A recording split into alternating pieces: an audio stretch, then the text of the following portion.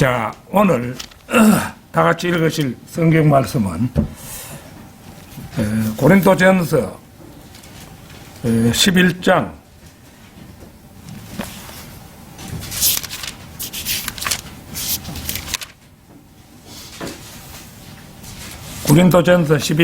23절에서 26절 말씀입니다.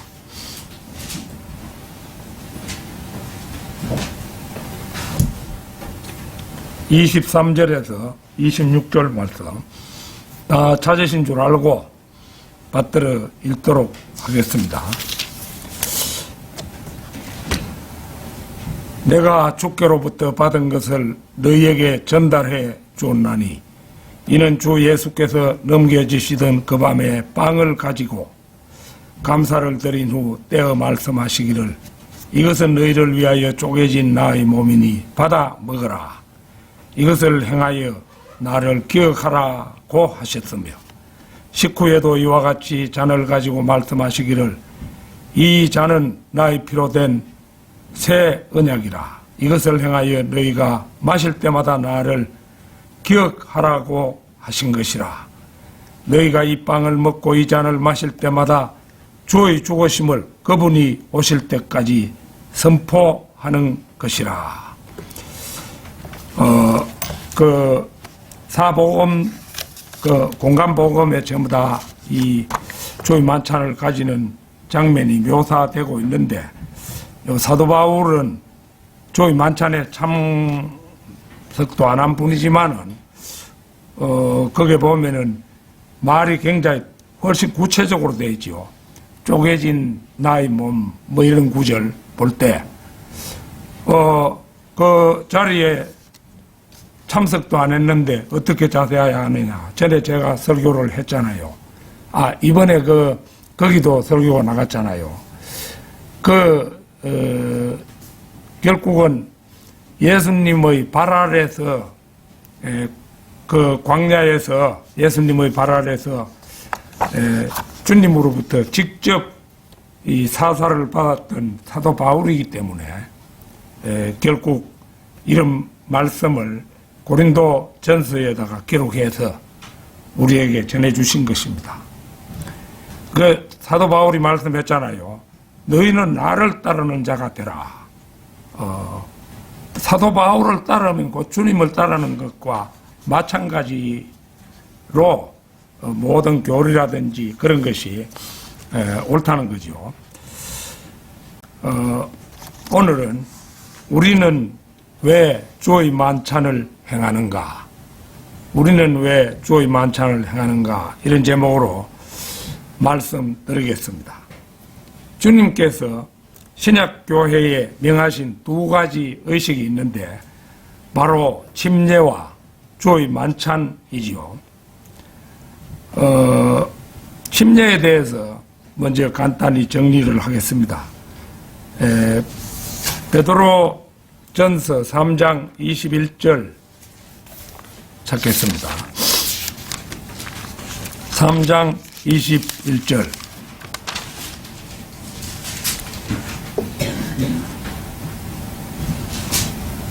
물은 예수 그리스도의 부활하심으로 인하여 이제 우리를 구원하는 모형이니 곧 침례라. 이것은 육체의 더러움을 제거하는 것이 아니라 하나님을 향한 선한 양심의 응답이라. 이 말씀에서 보는 것처럼 침례는 그것을 행함으로써 거듭난다든가 우리 몸에 어떤 변화가 일어나는 것은 아닙니다. 어디까지나 성도가 주님의 죽으심과 장사되심과 부활하심에 동참했음을 상징하는 의식일 따름입니다. 그래서 침례를 줄 때 목사는 침례 받는 사람을 물에 담그면서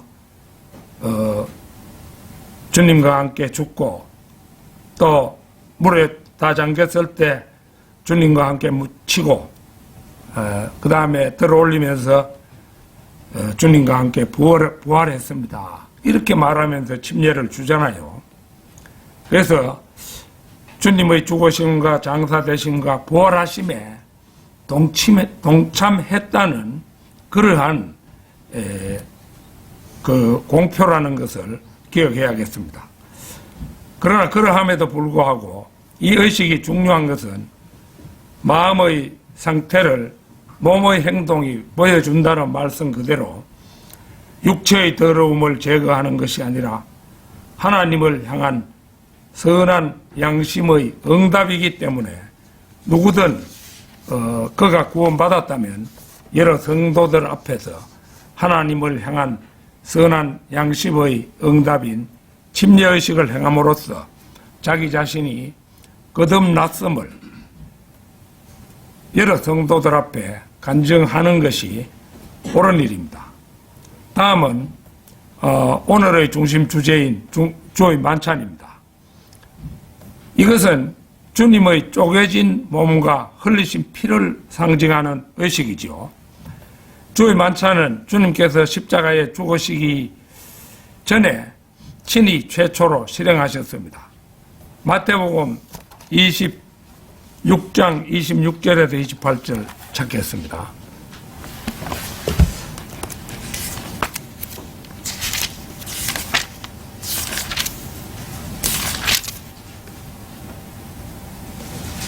(26절에서 28절입니다) 그들이 먹고 있을 때에 예수께서 빵을 가지고 축복하신 후 떼어 제자들에게 주시며 말씀하시기를 받아 먹으라 이것은 나의 몸이니라고 하시고 또 잔을 가지고 감사를 드린 후에 그들에게 주시며 말씀하시기를 이것을 모두 마시라 이는 이것이 죄를 사하심으로 인하여 많은 사람을 흘리는 나의 새 언약의 피이기 때문이라. 이 부분은 요한복음 6장 63절에서는 이제 살리는 것은 영이니 육은 전혀 무익하니라. 내가 너희에게 한 말들은 영이요 생명이라. 이 말씀에 따라서 이제 영적으로 주님의 이 기사를 이 마태복음에서 읽는 이것은 영적으로 해석해야 합니다. 신학적으로 빵과 포도주가 실제로 주님의 피가 된다는 주장을 화채설, 그 다음에 그것은 상징일 뿐 주님의 죽음을 기념하는 것이라고 하는 것을 기념설이라고 합니다. 전통적으로 로마 가톨릭은 화채설을, 개신교회는 기념설을 채택해 왔습니다. 물론 오늘 본문 말씀 고린도전서 11장 24절에서 26절에 따라 기념설이 성경적으로 옳습니다. 그런데 문제는 많은 개신교회들이 여기에 대해 확고한 개념 없이 로마 가톨릭의 전통에 따라 가고 있다는 사실입니다. 종교개혁의 선봉에 섰던 마르틴 루터조차도 이 누룩을 없애지 못하고, 누룩이라면 거짓 교리를 말하죠. 이 누룩을 없애지 못하고 화채설을 주장했을 정도였습니다. 그리고 그는 자신의 신념에 따라 그 자신도 유아 세례를 베풀었음은 널리 알려진 사실입니다. 그러니까 루터가 많은 걸 우리 현재 살고 있는 신약교회 성도들보다 더 많이 안다고 생각해서는 안 됩니다. 그분들도 누룩이 있고 이런 겁니다. 우리가 로마 가톨릭을 반대하는 이유 중 하나는 그들이 미사라는 가정한 행위를 저지르기 때문입니다. 로마 가톨릭의 미사는 개신교회의 예배와는 근본적으로 다릅니다. 미사의 주요 구성 요소는 성체입니다. 빵과 포도주라는 성체지요. 그 빵과 포도주를 가지고 신부가 기도하면은 그 순간에 빵과 포도주는 예수님의 살과 피로 변하는데 이거 일종의 미신이라고 할 수 있습니다. 그것으로 그들은 예수 그리스도의 살과 피를 매주 먹고 마시는 의식을 가집니다. 이것은 엄청난 죄입니다. 단번 속죄의 은혜를 부인하는 반성경적 의식이기 때문입니다. 예수님은 한 번 달리심으로 말미암아 단번에 우리의 모든 죄를 대속하셨는데 매주 주님의 살과 피를 먹어대는 것이니까 있을 수 없는 일이죠. 우리는 왜 주의 만찬을 행하는가? 첫째는 빵의 의미입니다. 내가 주께로부터 받은 것을 너희에게 전달해 주었나니 이는 주 예수께서 넘겨지시던 그 밤에 빵을 가지고 감사를 드린 후 떼어 말씀하시기를 이것은 너희를 위하여 쪼개진 나의 몸이니 받아 먹으라. 이것을 행하여 나를 기억하라고 하셨으며. 보는 것처럼 주님께서 빵을 떼어 제자들에게 나누어 주시면서 이것은 너희를 위하여 쪼개진 나의 몸이라고 말씀하십니다. 저는 개인적으로 쪼개진이라는 이 번역이 과연 옳은 것인가? 쪼개진 건 여기서 의미하는 바는 살이 찢겼다는 말인데 쪼개진으로 과연 이렇게 번역을 해야 하는 것인가? 그건 잘 모르겠어요. 우리 성경에는 쪼개진으로 그렇게 번역이 되어 있습니다. 그분의 몸이 쪼개졌다는 것은 그분의 살을 찢어 우리에게 나누어 주셨다는 뜻이지 뼈까지 어스러뜨려 그분의 몸을 몽땅 먹어 치우도록 하신 것은 아닙니다. 그분의 찢어진 살을 통하여 혼을 나누어 주셨지만 그분의 영은 살이 찢어진 몸의 뼛속에 여전히 남아있었던 것입니다. 이 구절을 뜯어고친 수많은 변개된 성경들은 특히 개역성경 그 대목을 한번 제가 여기 옮겨놨는데 읽어보겠습니다. 축사하시고 떼어 가라사대 이것은 너희를 위하는 내 몸이니 이것을 행하여 나를 기념하라 하시고 여기는 보면은 사도 바울의 고린도전서 말씀을 번역한 것이 이래 돼 있어요. 그러니까 쪼개진이라는 그 말을 잘라 없애버렸죠. 그냥 나의 몸이라고 번역함으로써 그분의 뼈까지 포함해서 몽땅 먹어 치우라는 뜻으로 받아들이기에 그렇게 잘못 이해할 수 있도록 만들어 놓았습니다. 그래 놓고는 주님이 뼈도 추리지 못하고 어스러져서 맥도 추지 못하게 되었고 몸도 추스러지 못할 정도로 연약해졌으니 이 불쌍한 주님을 누가 도울고 하는 그런 식의 마음가짐으로 그들은 그 성만찬이라 해서 행하고 있는 것입니다. 주님은 하나님이신데 누가 하나님을 돕겠어요? 그건 말도 안 되는 거죠. 주의 만찬은 근본적으로는 이스라엘 민족이 출애굽기 12장에서 유월절을 지킨 데서 유래했습니다. 집집마다 양을 잡아 고기를 구워 먹고 그 피를 문임방과 양쪽 문설주에 바름으로써 장자가 죽는 비극을 피했죠. 이집트의 모든 집집마다 장자가 다 죽어서 통곡으로 가득했는데 이스라엘 사람들은 장자가 안 죽었죠. 그게 문설주와 문임방에 피를 뿌린 효과였어요. 이 역사적 사실은 훗날 그대로 신약시대 주의 만찬의 모형이 된 거죠. 주님께서 어린 양이 되셔서 십자가 위에 달려 그 살이 찢기시고 그 피를 흘려주심으로 말미암아 지옥 형벌을 받아야 할 우리가 구속을 받은 것입니다. 모름지기 성도라면 주님 재림하실 때까지 주의 만찬을 행함으로써 주님의 살 찢기심과 피 흘리심을 기념해야 할 것입니다. 왜 우리는 주의 만찬을 행하는가? 둘째는 잔의 의미입니다. 식후에도 이와 같이 잔을 가지고 말씀하시기를 이 잔은 나의 피로 된 새 언약이라 이것을 행하여 너희가 마실 때마다 나를 기억하라고 하신 것이라. 너희가 이 빵을 먹고 이 잔을 마실 때마다 주의 죽으심을 그분이 오실 때까지 선포하는 것이라. 원문 25절 26절 말씀입니다. 먼저 식후라는 말에 주목할 필요가 있습니다. 이를 통해 주의 만찬 전에 통상적인 식사를 먼저 하셨음을 알 수 있습니다. 제자들과 먼저 식사를 마치신 뒤에 빵을 떼어 나누어 주셨고 잔을 나누어 주셨습니다.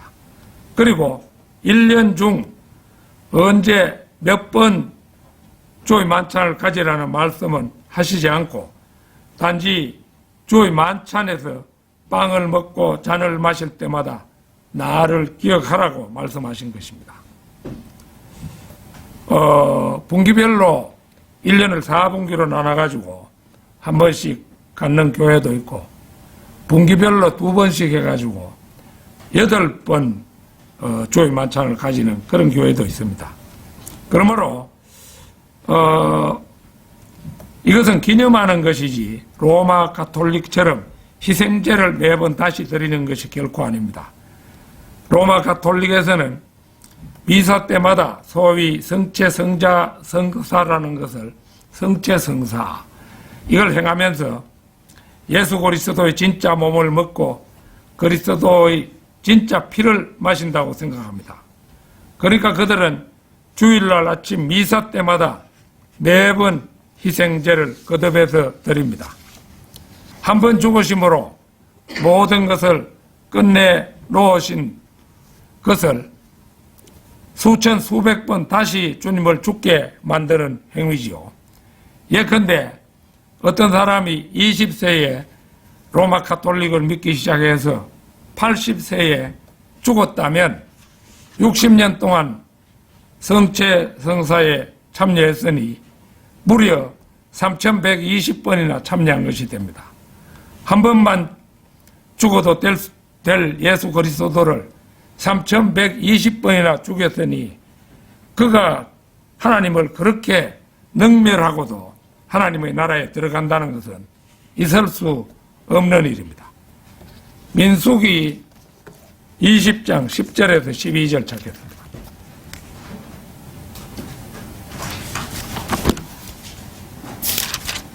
민수기 20장 10절에서 12절입니다.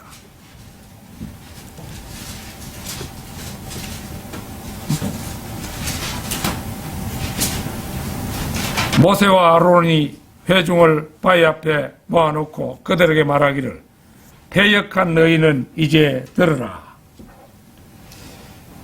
우리가 이 바위에서 너희에게 물을 나오게 해야만 하겠느냐 하고 모세가 손을 들어 자기 막대기로 그 바위를 2번 쳤더니 물이 풍부하게 솟아 나와서 회중이 마시고 그들의 짐승들도 마셨더라. 그러자 주께서 모세와 아론에게 말씀하시기를 너희가 나를 믿지 아니하고 이스라엘 자손의 목전에서 나를 거룩하게 하지 아니하였으므로 너희는 이 회중을 내가 그들에게 준 땅으로 데리고 들어가지 못할 것이니라 하시니라. 그러니까 모세는 치지 말고 말하기만 하라는 반석을 2번이나 침으로써 가나안 땅에 들어가지 못했는데 매주 그리스도를 죽이는 로마 가톨릭이 하나님의 나라에 들지 못한다는 것은 당연한 일입니다. 물론 모세가 지옥 갔다는 그런 말은 아닙니다. 그분을 기억한다는 것은 무엇을 기억하라는 것이겠습니까? 주께서는 이 잔은 나의 피로 된 새 언약이라고 말씀하십니다. 새 언약. 새 언약은 예수 그리스도께서 나의 죄를 위하여 죽으셨음을 믿는 모든 자들이 그 믿음으로 구원받고 영생을 얻게 된다는 신약적 언약입니다. 그러므로 주의 만찬은 그분의 죽으심을 기억하고 기념하는 것입니다. 또 26절에서는 주의 죽으심을 그분이 오실 때까지 선포하는 것이라 이렇게 말씀하고 있지요. 특히 그분이 오실 때라는 말에 주목해야 합니다. 우리는 주의 만찬에서 주님의 피와 몸의 교제를 나누면서 그분의 죽으심만을 기억하고 끝낼 수는 없습니다. 우리는 그분의 죽으심을 기념하는 동시에 그분의 다시 오심, 곧 재림을 또 기억하지 않을 수가 없습니다. 그분을 기억한다는 것은 그분의 죽으심을 기념하고 그분의 다시 오심을 상기한다는 것을 의미합니다. 재림하시는 예수 그리스도와 상관없이 그분의 죽으심만을 기억하는 것은 아무런 의미가 없습니다. 주님의 죽으심을 그분이 오실 때까지 선포하는 것이라. 이 말씀은 바로 이러한 내용을 명령하고 있는 것입니다. 로마 가톨릭은 그분의 죽으심에서 딱 멈추어 버립니다. 그러나 우리는 그분을 기억할 때마다 그분의 죽으심뿐만 아니라 그분의 다시 오심을 또한 기억해야 합니다. 성도들이 교제를 나눌 때 예수 그리스도의 재림을 기억하지 않는다면 그것은 그리스도인의 교제가 될 수 없습니다. 로마 가톨릭은 수백 년 동안 미사 때마다 이루 헤아릴 수 없이 여러 번에 걸쳐 성체 성사를 행해 왔지만 예수 그리스도의 재림을 기다린 적은 단 한 번도 없었습니다.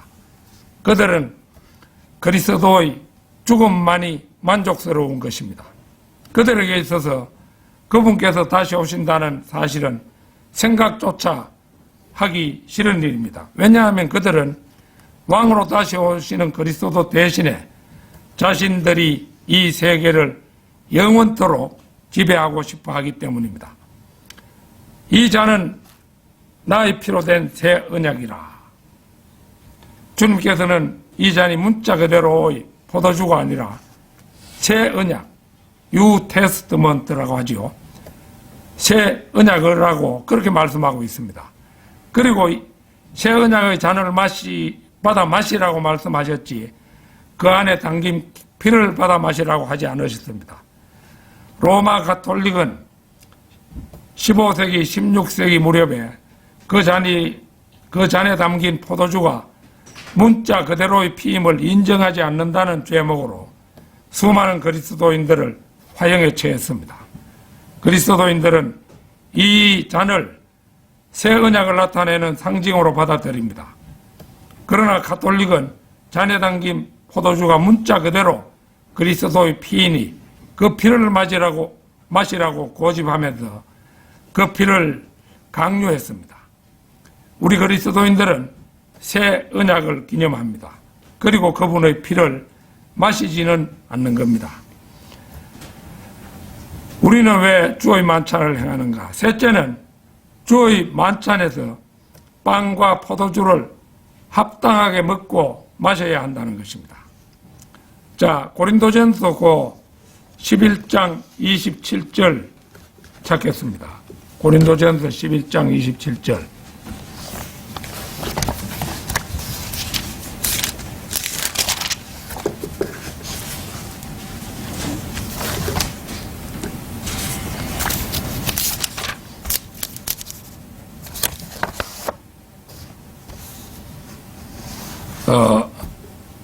여기서부터 고린도전서 11장 끝까지는 계속해서 설교하면서 인용할 부분들이니까 그 부분을 항상 손가락에 끼고 있으시기 바랍니다. 그러므로 누구든지 합당치 않게 이 빵을 먹고 마시는 자는 주의 이 잔을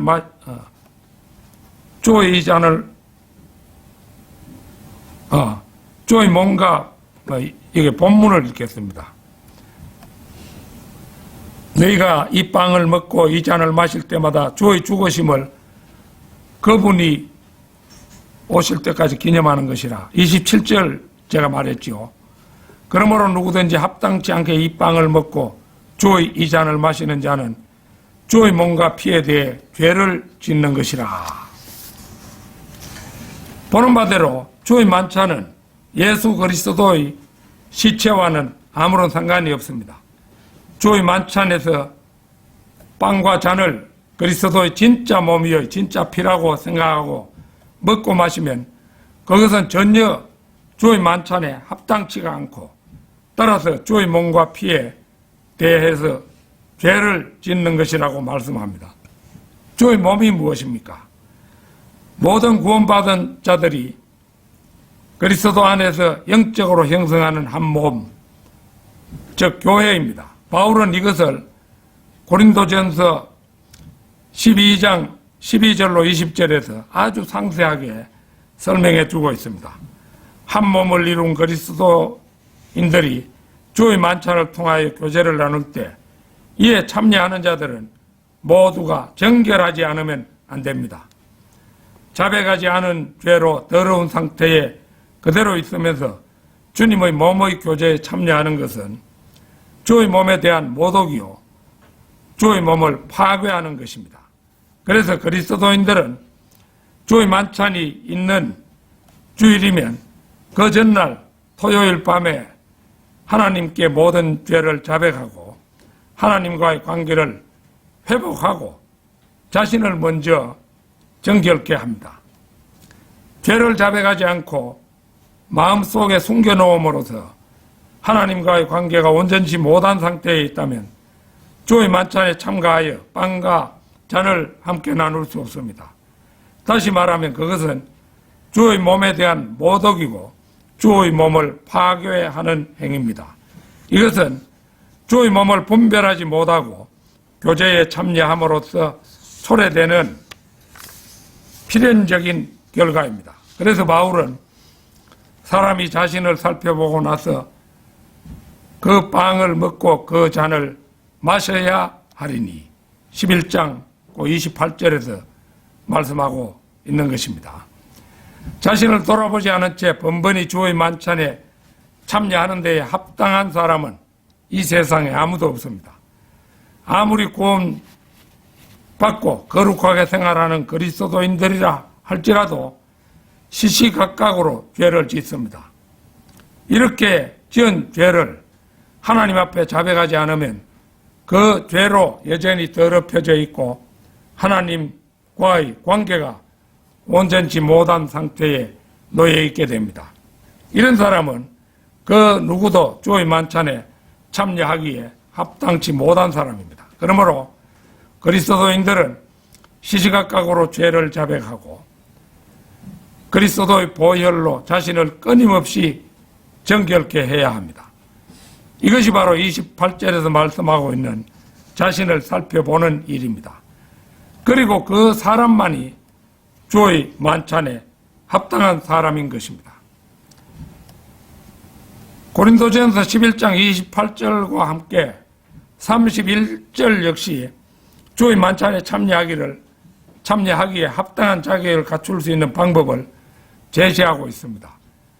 로마 가톨릭 신자들은 미사 때마다 빵과 잔이 죽으신 그리스도의 진짜 시체요 피라고 진정으로 믿고 받아 마셔야지 그렇지 않다면 그것이 주의 만찬에 합당치 않다고 배웁니다. 그러나 그런 말은 성경 어디에도 없습니다.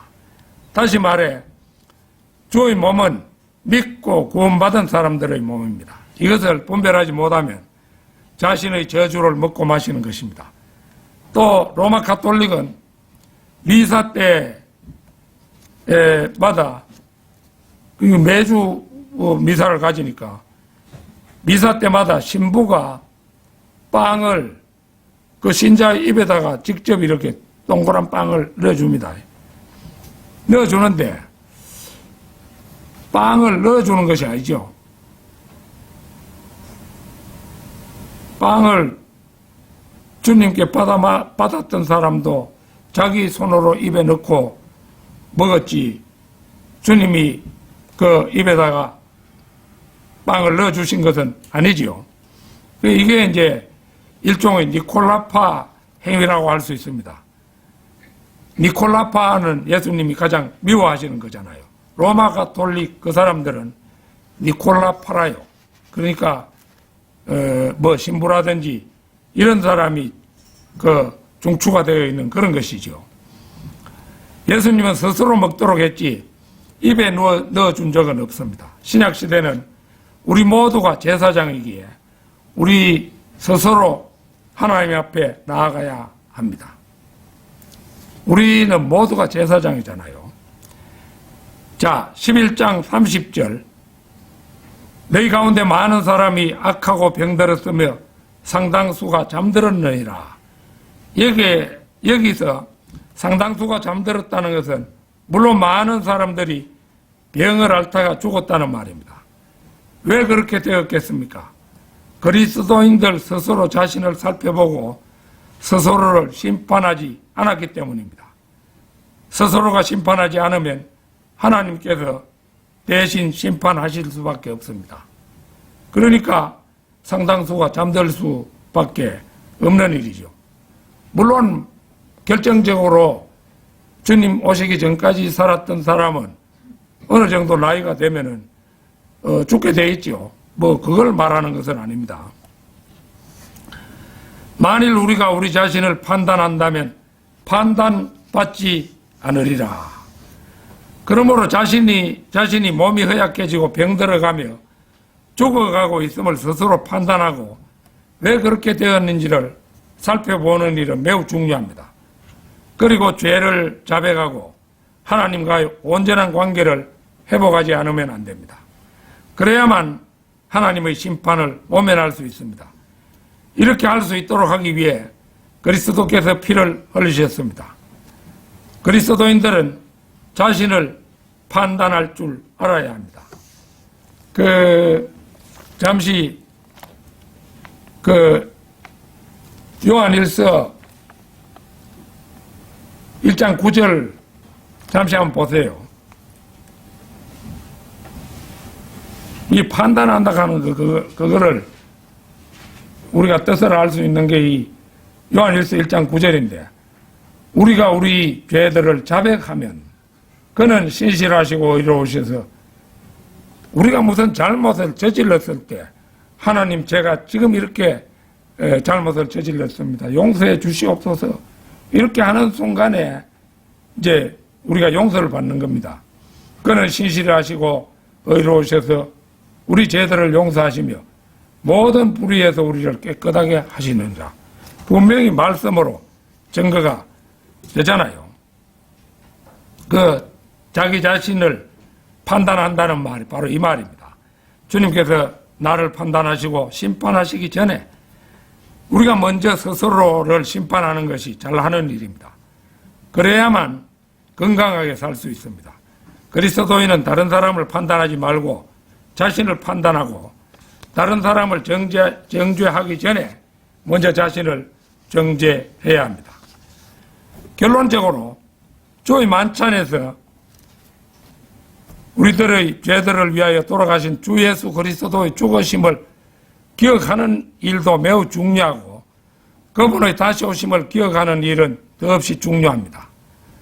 그러나 그보다도 우리들이 스스로를 돌아보고 지은 죄들을 자백하고 하나님과의 온전한 관계를 회복하는 계기를 주는 복된 자리라는 점 또한 매우 중요한 의미를 갖습니다. 주의 만찬, 이게 또 무슨 미신 같고 이게 좀 그렇다 이렇게 생각하는 사람이 있을 수 있어요.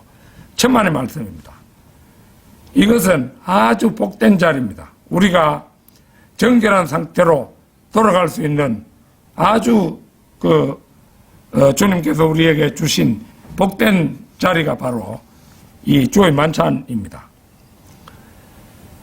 그리스도인은 언제나 하나님의 은혜 가운데 살아가게 된다는 사실을 잊어서는 안 됩니다. 그리스도인이 병약해졌다면 무엇보다도 먼저 자신과 하나님과의 관계가 온전한지를 되돌아보고 자백하지 않은 죄가 있는지 살펴보아야 합니다. 자, 고린도전서 11장 32절. 그러나 우리가 판단을 받는 것은 주의 징계를 받는 것이니 이는 우리로 세상과 함께 정죄받지 않게 하려 함이로다. 주님께서는 우리를 판단하지 않으면 안 됩니다. 주님께서 우리를 판단하실 때는 언제나 징계가 따르게 됩니다. 그렇지 않으면 세상과 함께 정죄를 받게 되기 때문입니다. 세상과 함께 정죄를 받는다는 것은 지옥으로 떨어진다는 것을 의미합니다. 그러나 우리는 구원받은 사람들이기 때문에 세상과 함께 지옥에 갈 수는 없는 사람들입니다. 그러므로 하나님께서는 우리를 판단하시고 지금 징계를 내리실 수밖에 없는 것입니다. 주의 만찬의식은 우리를 되돌아볼 수 있는 좋은 기회입니다. 예수님은 내 주인이십니다. 내 마음도 내 몸도 내 시간도 모두 주의 것입니다. 내게 맡겨준 자식도 잘 관리해야 하는 우리는 모두 청지기일 뿐입니다. 라고 고백하는 사람은 누구나 주의 만찬에 참여할 수 있습니다. 합당하게 빵을 받아 먹고 포도즙을 마실 때 우리는 비로소 주님의 영광과 거룩함과 그분의 본성에 동참할 수 있게 됩니다. 아무쪼록 이 기회를 통해 하나님과의 올바른 관계를 회복하는 우리 모두가 되기를 진심으로 소망합니다. 다 같이 기도드리겠습니다.